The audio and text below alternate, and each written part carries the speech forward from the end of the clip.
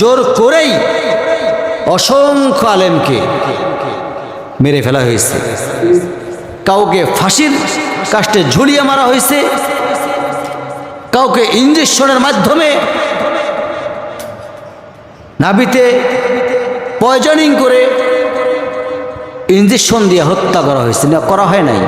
এখন আপনি বলতে পারেন হুজুর কদরের রাত্রিতে আপনি রাজনীতি শুরু করলেন কেন? আমি কি করব? আপনি এই কোরআনটা খুলে দেখেন, রাজনীতি ছাড়া কোরআনের মধ্যে অন্য কোনো কথা যদি পান আমি জিহ্বা কেটে ফেলব। বিশ্বনবী মুহাম্মদ সাল্লাল্লাহু আলাইহি ওয়াসাল্লাম তিনি কি দিয়ে রাজনীতি করছেন ভাই বলেন তো, একটাবার বলেন। কি দিয়া? কোরআন দিয়ে রাজনীতি করছেন। তা আপনি করবেন না কেন? হুজুরেরা কেন রাজনীতি করবে? তো রাজনীতি কে করবে? রাজনীতি হুজুরেরাই করছে। বিশ্বনবী মুহাম্মদ সাল্লাল্লাহু আলাইহি ওয়াসাল্লাম হুজুর ছিলেন না? তিনি কি নেতা ছিলেন না? তিনি কি ইমাম ছিলেন না? ইমাম মানে কি বলেন? নেতা। আপনারাই কিন্তু বললেন নেতা। তাই নেতার কথা শোনা লাগবে কি লাগবে না? রাসূলুল্লাহ সাল্লাল্লাহু আলাইহি ওয়াসাল্লাম যে নেতা ছিলেন তার কথা কি সবাই শোনেন নাই? উত্তম আদর্শ কার মাঝে? মুহাম্মদ সাল্লাল্লাহু আলাইহি ওয়াসাল্লামের মাঝে। পরে আসতেছে এইদিকে। এইভাবে যখন ফেরাউন যখন কুলাইতে পারতেছে না, আর যখন মারা যাচ্ছে না, আর যখন মানে মারতেই পারতেছেন না, একটা পর্যায়ে দেখা গেল এই ফেরাউন যখন মুসা আলাইহিস সালাতু ওয়াস সালাম বড় হয়ে গেল। নবীদের কোনো দোষ আছে বলেন তো? জোরে কোন? নবীদের কোনো দোষ নাই। সাফ সাফ কথা পূর্বেও বলেছে, নবীদের কোনো দোষ নাই। একটা দোষ বের করলো, যা দোষ বের করেছিল এই বর্তমান এই বিগত 16 বৎসরেই দোষ বের করছিল আলেমদের। আল উলামা ওয়ারাসাতুল আম্বিয়া, আলেম ওলামা হচ্ছে নবী রাসূলদের ওয়ারিস। কি বলে আর একবার? ওয়ারিস। এটা কি মোল্লার কথা না আল্লাহর কথা? আল্লাহর কথা। আচ্ছা, তাহলে মুসা আলাইহিস সালাতু ওয়াস সালামের নামে একটা জোর করে একটা দোষ চাপায়া দিল। সেই দোষটা কি চাপায়া দিল? মুসা আলাইহিস সালাতু ওয়াস সালাম সতর ঢেকে গোসল করেন। কি করে গোসল করেন বলেন? সতর ঢেকে গোসল করেন। আর সবাই গোসল করে উলঙ্গ হয়ে। কথাটা কি শুনেছিলেন কখনো? জোরে কোন একটু। মুসা আলাইহিস সালাম সতর ঢেকে গোসল করে, আর সেই জনপদের লোকেরা উলঙ্গ হয়ে গোসল করে। এখানে শিক্ষা আছে, কঠিন শিক্ষা আছে। পূর্বে আলেমদেরকে বলছিল তেতুল হুজুর, নাকি কি বলে নাই? তেতুল হুজুর বলে নাই? আজকে থাকা লাগতো সভাপতি, সেক্রেটারি, কেশিয়ারদের, ঠিক কিনা? আসতে কেন আছে তারা? কোথায় তারা? দায়িত্ব নিছে কেন? আমি বলতে চাই এই সামনে ঈদ, 3-4 দিন পরেই, ঈদের পরে আসলে তাদেরকে সরাসরি যদি সমাজ চালাইতে পারে চালাবে, না চালালে বাতিল করতে হবে। ক্লিয়ার কাট কথা। ইন্নামা ইয়ামুরু মাসাজিদাল্লাহি মান আমানা বিল্লাহ। সূরা তাওবার 18 নম্বর আয়াত। মসজিদের আবাদকারী, সংরক্ষণ বিরক্ষণকারী তারাই হতে পারে যারা পরিপূর্ণভাবে মসজিদ চালাইতে পারবে। ইমাম সাহেব নাই আজকে। আপনি সভাপতি, আপনাকে নামাজ পড়াইতে হবে। আপনি সেক্রেটারি, আপনাকে নামাজ পড়াইতে হবে। আপনি ক্যাশিয়ার, আপনি নামাজ পড়াইতে হবে। ঠিক কিনা? আজকে আমি আসতে পারলাম না, দায়িত্ব কার? পারবেন না, দায়িত্ব নিচ্ছেন কেন? আর আলেমদের দোষ দেন, ফাজলামি করার জায়গা নাই। ভাই আমি কাউকে ডর করি না। ডর করবো কাকে বলেন? একমাত্র ভয় করবো কাকে? আল্লাহকে ভয় করবো। মুসা কেন সতর ঢেকে গোসল করে বুঝতেছেন? মুসা কেন সতর ঢেকে গোসল করে? আল্লাহ তাআলা এই কথাটা ভালোভাবে আল্লাহ তাআলা, আল্লাহ রাব্বুল আলামিন এই ঘোষণাটা, ফেরাউনের এই কথাটাকে আল্লাহ রাব্বুল আলামিন ভালোভাবে নিয়ে নিলেন। নিয়ে সঙ্গে সঙ্গে মুসাকে বুঝতে দেন নাই। মুসা আলাইহিস সালাতু ওয়াস সালাম যখন পুকুরের মধ্যে যখন গোসল করতে নামছেন, লুঙ্গি গামছা যা কিছু আছে উপরের মধ্যে একটা পাথরের উপরের মধ্যে রাইখা সরাসরি মুসা আলাইহিস সালাতু ওয়াস সালাম গোসল করতে নামছেন। এমন সময় আল্লাহর অর্ডারে আল্লাহ বললেন, পাথরকে অর্ডার দিলেন, নো পাথর যা দৌড়া ফেরাউনের দরবার পর্যন্ত দৌড়া। কোথায়? ফেরাউনের দরবার পর্যন্ত দৌড়ারে দৌড়ারে পাথর, পাথরও দৌড়ায় মুসাও দৌড়ায়, পাথরও দৌড়ায় মুসাও দৌড়ায়। এতে মুসা আলাইহিস সালাতু ওয়াস সালামের হুঁশ নাই, শরীরের মধ্যে যে কাপড় নাই এই হুঁশটাও মুসা আলাইহিস সালামের মাথাতে আল্লাহ রাব্বুল আলামিন উঠায় নিয়েছেন। দৌড়াইতে দৌড়াইতে পাথর কোথাও থামেন নাই, সরাসরি একদম সরাসরি ডাইরেক্ট ফেরাউনের সামনাসামনি গিয়েছে পাথরটা, কাপড় চোপড় সহ, কাপড় লঙ্গি সহ ফেরাউনের সামনে গিয়ে দাঁড়িয়েছেন। চিন্তা নাই, চেতনাও ছিল না। মুসা আলাইহিস সালামের সঙ্গে সঙ্গে মুসা আলাইহিস সালামের রাজদরবারের মধ্যে হাজির, সবাইকে দেখায়া দিল আমার গোপন অঙ্গ ঠিক আছে, সবাই দেখখানে। সবাইকে দেখছে? সবাই দেখে নাই, দেখছে শুধু ফেরাউন। কে রে, মুসার তো সবই ঠিক আছে, আমি কিন্তু এমনি এমনি এই কথাগুলো বললাম। আমার ভাইয়েরা, আজকেও যারা তেঁতুল হুজুর বলে গালি দেয়, একদিন এমন সময় আসবে তেঁতুল হুজুর বলার কারণে মোল্লারাও একদম কাপড় খুইলা দেখাবে, এই জমিনেই দেখাবে, কাপড় খুইলা দেখাবে, এমন থাপ্পড় মারবে এক থাপ্পড়ে চিত হয়ে পড়ে যাবে। প্রিয় ভাইরা আমার, মালাকুল মউত আজরাইল মুসা আলাইহিস সালামের জান কবজ করার জন্য আসছে। কার জান? মুসা আলাইহিস সালামের জান কবজ করার জন্য আসছে। আয়েশা দেখতেছেন কে? আইনা মালাকুল মউত। কি? জান কবজ। এইদিকে কে? এইদিকে মালাকুল মউত আজরাইল এদিকে আসলেন। কি? জান কবজ। হাতকোনা বের করে, হাতটা বের করে মার এক থাপ্পড়টা মারছিল বাম সাইডে। কিতে মারছে? বাম সাইডে থাপ্পড়টা মারছিল। থাপ্পড় মারার সঙ্গে সঙ্গে মালাকুল মউত আজরাইল চিত হয়ে পড়ে গেছে। চিত হয়ে যখন পড়লো, আল্লাহর কাছে গেলেন। আল্লাহ তাআলা, ও আল্লাহ, সিদরাতুল মুনতাহার মধ্যে গেলেন। আল্লাহর কাছে কোনো ফেরেশতা কিন্তু যেতে আজ পর্যন্ত পারেন নাই। পারছিল? বলেন। ঘুম ধরতেছে আপনাদেরকে? ঘুম ধরে? বৃষ্টিও পড়তেছে কিন্তু রহমতের বৃষ্টি এটা, বলি আলহামদুলিল্লাহ। এক পর্যায়ে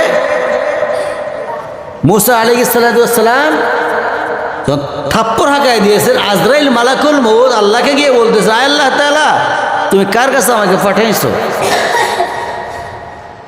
আল্লাহ বলছেন, কেন, কি হয়েছে? আল্লাহ থাপ্পড় খাইছে। কার কাছে গেছো? আল্লাহ তোমার মনোনীত পয়গম্বর মুসার কাছে গেছে।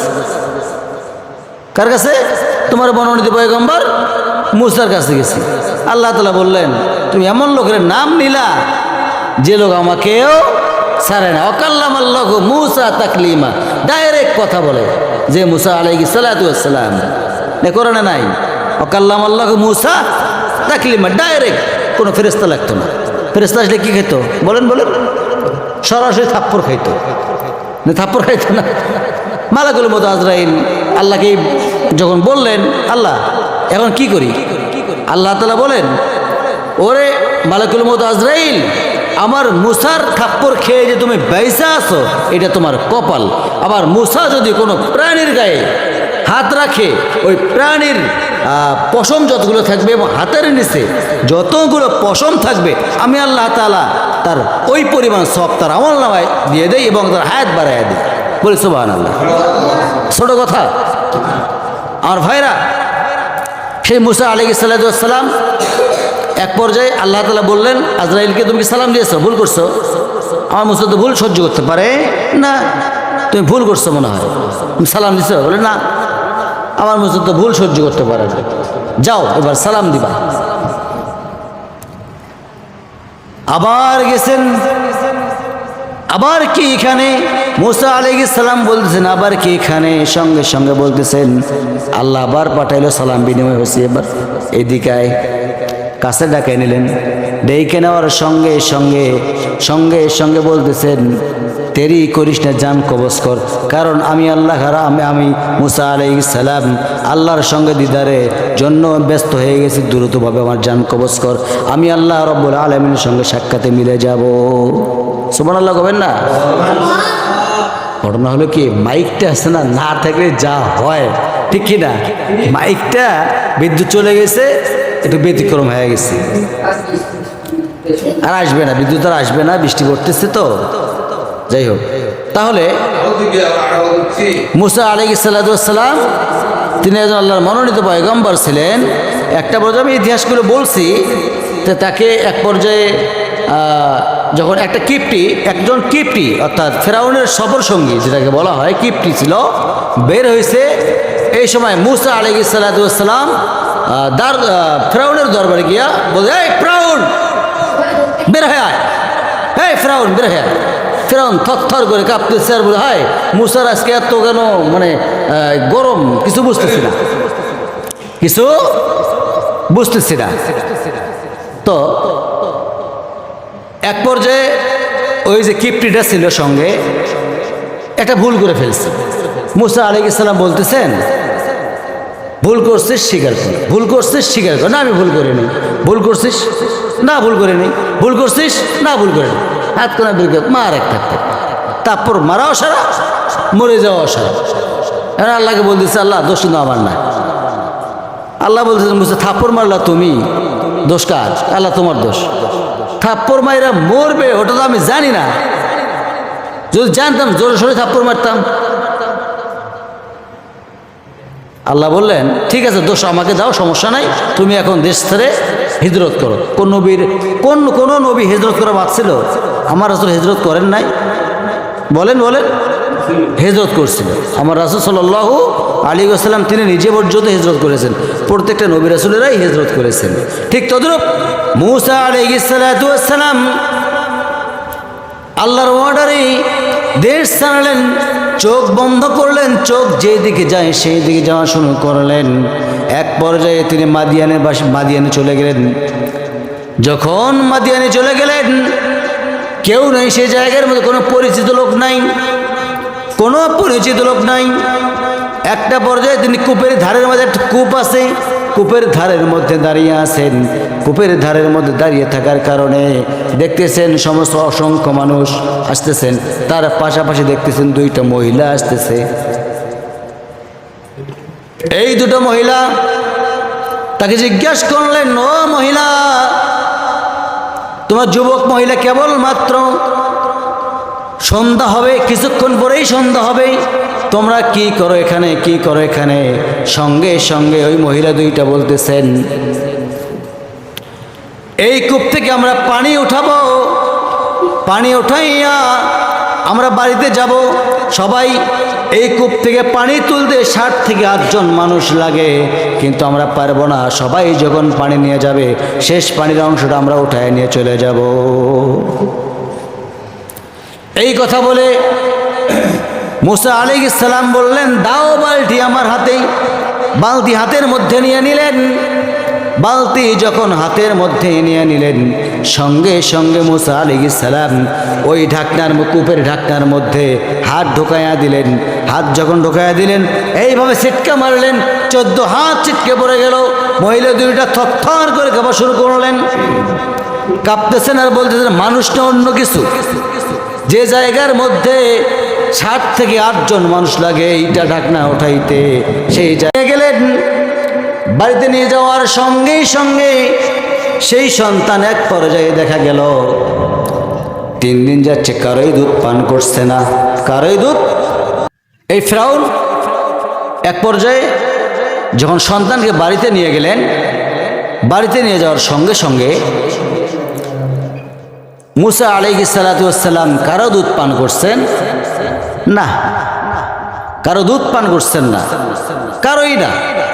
জনপদের সবাইকে ডাকা হলো, সবাইকে ডাক দিয়ে বলল, সবাই একটু দুধ পান করাও তো দেখি, কেউ দুধ পান, কারো দুধ পান করছেন না।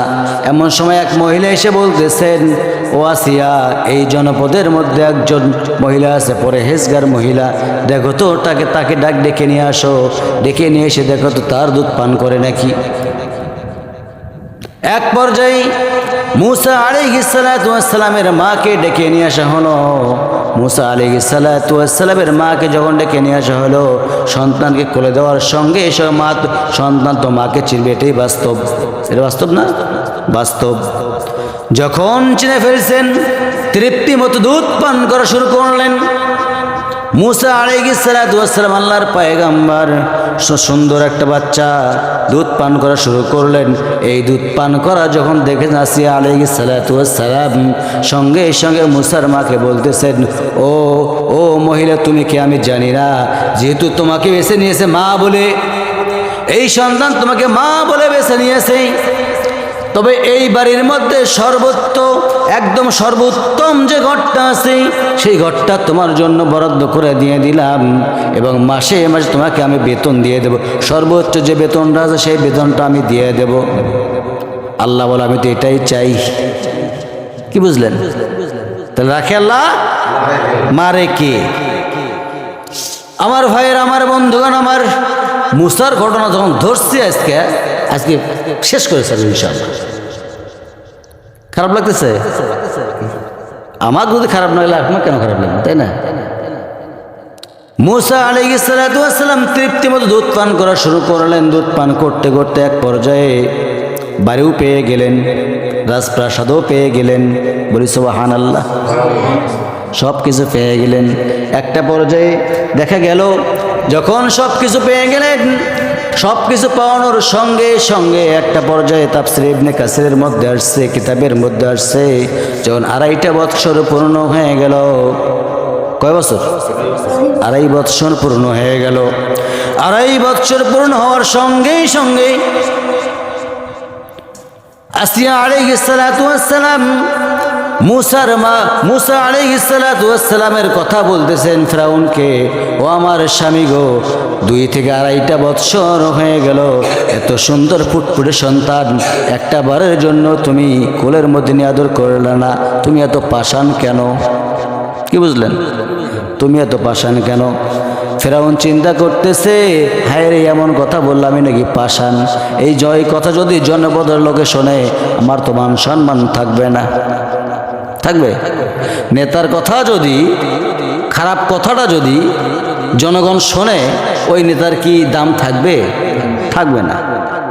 মুসা আলাইহিস সালাতু ওয়াস সালামকে ফিরাউন যখন কোলের মধ্যে নিলেন, কোলের মধ্যে নিয়ে যখন আদর করা শুরু করতেছে, সে চেষ্টা করতেছে আদর করার জন্য, গালের মধ্যে মুখটা লাগাইয়া দেয়, বারবার গালের মধ্যে মুখটা লাগাইয়া দেয়। আর মুসা আলাইহিস সালাতু ওয়াস সালাম বারবার মুখটা সরাইয়া নেন। কি করে? মুখটা সরাইয়া নেন। এইভাবে যখন জোর করে যখন চুমো খেয়ে দিয়েছে, হাত কোনা বার করে মারছে একখান থাপ্পড়। একটা থাপ্পড় মারাও সারা জমিনের মধ্যে চিত হয়ে পড়ে যাও সারা।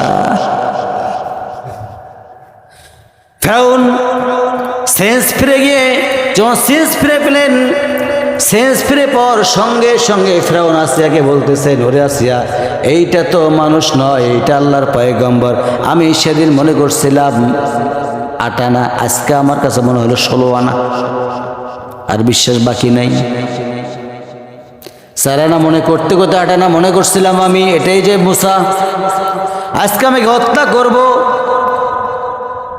স্ত্রী আসিয়া বলতেছেন, ও আমার স্বামী গো, কোন উদ্দেশ্যে আপনি হত্যা করবেন, কোন কারণে আপনি হত্যা করবেন জানি না, আমার একটাই জানার বিষয় হচ্ছে আপনি যে হত্যা করবেন, কি কারণে হত্যা করবেন। এমন থাপ্পড় মারছে, এক থাপ্পড়ে আমি এত বড় একজন প্রভাবশালী নেতা জমির মধ্যে চিত হয়ে পড়েছি, এই কারণে আমি ওকে হত্যা করব। আসিয়া আলাইহিস সালাতু ওয়াস সালাম বলতেছেন, সম্ভব নয়। এই সন্তানের থাপ্পড় খায় যে তুমি এর মধ্যে চিত হয়ে পড়ে যাও, জনগণ যদি শোনে, ছোট্ট একটা 2.5 বৎসর 2 বৎসরী বাচ্চার থাপ্পড় খেয়ে নেতা চিত হয়ে পড়ছে, সম্মান থাকবে নাকি? স্ত্রী যখন এই কথাটা আসিয়া বললেন, ফেরাউন সঙ্গে সঙ্গে বলে, ওরে স্ত্রী আমার ঠিক আছে, এই কথা তুমি কাউকে কইও না, মান সম্মান থাকবে না। আল্লাহ বলে ঠিক আছে। তাহলে কেউ কাউকে যদি মারতে চায় সে বাঁচতে পারবে? বলেন, বাঁচতে পারবে? কেউ কাক বাঁচতে পারবে না মানে কি বলেন আপনি? কেউ কাউকে যে মারতে চায় মারতে পারবে? আমি বলি একটা, উল্টাটা বলা যাবে না। আমার ভাইরা থাপ্পড় খেয়ে চিত হয়ে পড়ে সোজা হয়ে গেলেন। ঠিক তদ্রূপ আজকে আমরা ভালো হতে জানি না, আমরা ভালো হব কখন গ্যারান্টি নাই। একটা সাপ আর ব্যাঙের গল্প করি এখন একটু, নাকি শেষ করে দেবো? এইটাই শেষ করে দিই, কি বলে? একটা পর্যায়ে মুসা আলাইহিস সালাম যখন 10টা বৎসর পূর্ণ হয়ে গেল, 10টা বৎসর যখন পূর্ণ হয়ে গেল, তখন জনপদের লোকেরা বলতেছেন, ও নেতা, ও লিডার, ফেরাউনকে বলতেছেন, ও লিডার, বহুদিন ধরে আপনি খানা দেন না, আমাদেরকে খাওয়া দাওয়া দেন না, আজকে আপনি খাওয়া দাওয়া ব্যবস্থা করে দেন। ফেরাউন সঙ্গে সঙ্গে ফরমান জারি করে দিল, অমুক দিন অমুক সময়ের মধ্যে 300 নেতা কর্মীকে আমি খাওয়া দাওয়া করাবো। সেই দিনটা চলে আসলো। চলে আসার সঙ্গে সঙ্গে খাওয়া দাওয়ার ব্যবস্থা করলেন 300 নেতা কর্মী। প্রত্যেকজনের প্লেটের মধ্যে একটা করে ভাজা ছাগল দেওয়া হলো। ভাজা ছাগল যখন দিয়েছেন, কেউ খাচ্ছেন না, কেউ কিন্তু খাচ্ছেন না। জনপদের লোকেরা বলতেছেন, ও লিডার, ও আল্লাহ, ও আমার রব। আল্লাহ বলেন নাই, রব বলছেন, ও আমাদের রব, আপনি শুরু করেন। ফেরাউন সঙ্গে সঙ্গে বলতেছেন, সম্ভব নয়, আমার পালিত পুত্র সন্তান মুসা আগে খাবে। এখন মুসা আলাইহিস সালামকে ডাক দিয়ে নিয়ে আসা হলো। ডাক দিয়ে নিয়ে এসে বলা হলো, ও আমার পালিত পুত্র সন্তান, তুমি খাও, তুমি খাও। মুসা আলাইহিস সালাম চিন্তা করতেছেন, হায় রে, ছাগল খাওয়ার রব, কিভাবে আমি খাবো? ভাজা ছাগল প্লেটের মধ্যে দিয়ে দেওয়া হয়েছে। কান ধরে খসটাচ্ছেন আর চিন্তা করতেছেন কেমন করে খাই। চিন্তা করতে করতে নিজেও জানেন না এই কাজটা হবে। একটা ছাগল যখন মুসা আলাইহিস সালামের যখন এই ভাজা ছাগলের কানের মধ্যে টান মারছেন, একটা ছাগল দৌড় মারলেও চলতো, প্লেট থেকে সমস্ত ভাজা ছাগলগুলো তাজা হয়ে দৌড় মারা শেষ। সুবহানাল্লাহ কোন? এটা কার মুজিজা? মুসা আলাইহিস সালামকে আল্লাহ তাআলা নিজেই এটা করাইলেন, বলি সুবহানাল্লাহ। সূরা কাসাস খুলে দেখবেন, সূরা কাসাস, এই কোরআনে কারিমের সূরা কাসাস খুলে দেখবেন, এই সম্পূর্ণ ইতিহাসটা আপনি পেয়ে যাবেন। এক পর্যায়ে যখন সমস্ত ভাজা ছাগলগুলো 300 নেতাকর্মীর প্লেট থেকে যখন দৌড় মারছেন, সঙ্গে সঙ্গে একটা দৌড় মারলেও কিন্তু 300টাই দৌড় মারছে, ভাজা ছাগল তাজা হয়ে। মুসা আলাইহিস সালাম 10 বৎসরী মানুষ, খুব বয়স নাকি? বেশি একটা বয়স নয়, খুব কম বয়স। কি এরকম বাচ্চা হবে একটা? যখন দৌড় মারছেন, মুসা আলাইহিস সালাম দৌড়ে গেছেন আসিয়া আলাইহিস সালামের কাছে, গিয়ে বলতেছেন, মা, ও মা, আজকে হয়তোবা আমাকে আর বাসায় রাখবে না ফেরাউন। কি হয়েছে বাবা? মা, ভাজা ছাগল তাজা হয়ে গেছে। বাবা চিন্তা করেন, অন্য রুমের মধ্যে চলে যাও, আমি দেখতেছি। ফেরাউন হামানকে নিয়ে, জাল্লাদকে নিয়ে সমস্ত কিছু একদম রেডি করে নিয়ে নিলেন। রেডি করে নেওয়ার সঙ্গে সঙ্গে করলেন কি, আসিয়া আলাইহিস সালামের কাছে আসলেন। আসিয়া বলতেছেন, মুসা কই, মুসা কই? আমি প্রথম দিন মনে করছিলাম আজকে চায়রানা, যেদিন দরিয়া থেকে, যেদিন তুমি পানি থেকে তুলে নিয়ে আসছিলাম, চায়রানা মনে করছিলাম। আজকে যখন আমি থাপ্পড় খাইলাম সেদিন আমি 8 আনা মনে করছিলাম। আজকে যখন ভাজা ছাগল তাজা হয়েছে, আজকে আর কোনো সন্দেহ না, আজকে 16 আনা বিষয়। এইটাই মুসা। চোরের মন, চোরের মন পুলিশ, পুলিশ। আমার ভাইয়ের, আমার বন্ধুগণ, আমার মুসা আলাইহিস সালাম একটা পর্যায়ে অন্য রুমের মধ্যে আছেন। থাকা অবস্থায় ফিরআউন যখন আসিয়া আলাইহিস সালাতু ওয়াস সালামকে বলতেছেন বাজা ছাগল তাজা হয়ে যায়, আজকে ওই সন্তানকে বাঁচায় রাখবো না।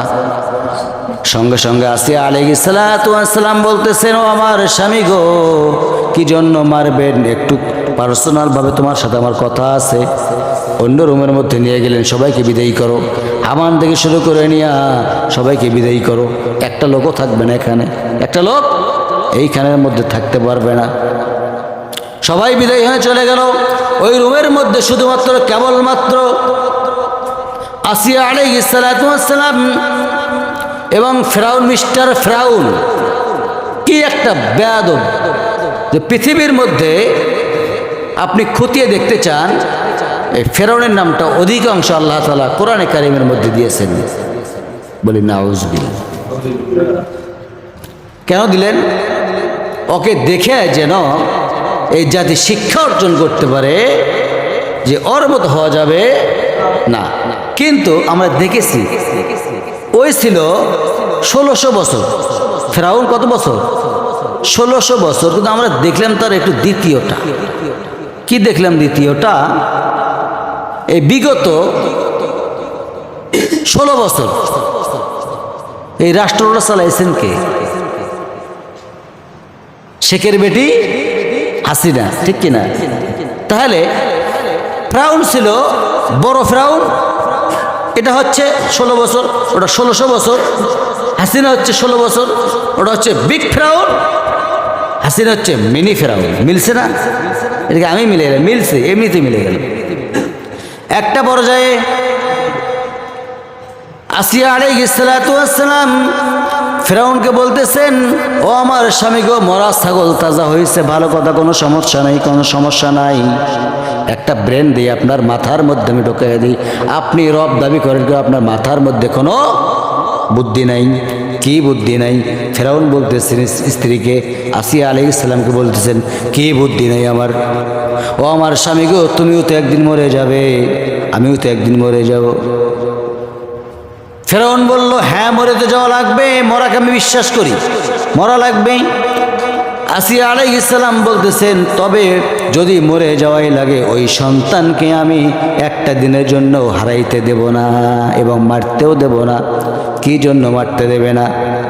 এই জন্য মারতে দেব না, ওই সন্তান তোমারও কাজে লাগবে, আমারও কাজে লাগবে। কি কাজে লাগবে? ওই সন্তান যখন, তুমিও যখন মরে যাবে, কান ধরে টান মারবে, মরা মানুষের কান ধরে টান মারবে, জীবিত হয়ে যাবে। আমি মরে যাব, মরা মানুষের কান ধরে টান মারবে, জীবিত হয়ে যাবে। এই কথা বলার সঙ্গে সঙ্গে ফিরআউন বলতেছেন, আসিয়া এই কথার কাউকে বললেন, ও থাক, ও বাসুক। তাহলে আল্লাহ বাঁচাইতেছেন না? বাঁচাইতেছেন না? ভাই, পূর্বে আলেম ওলামাদেরকে এত পরিমাণ নির্যাতন করছিল, সেটা বলার বাইরে, কিন্তু আল্লাহ তাআলা তো মারতে দেন নাই।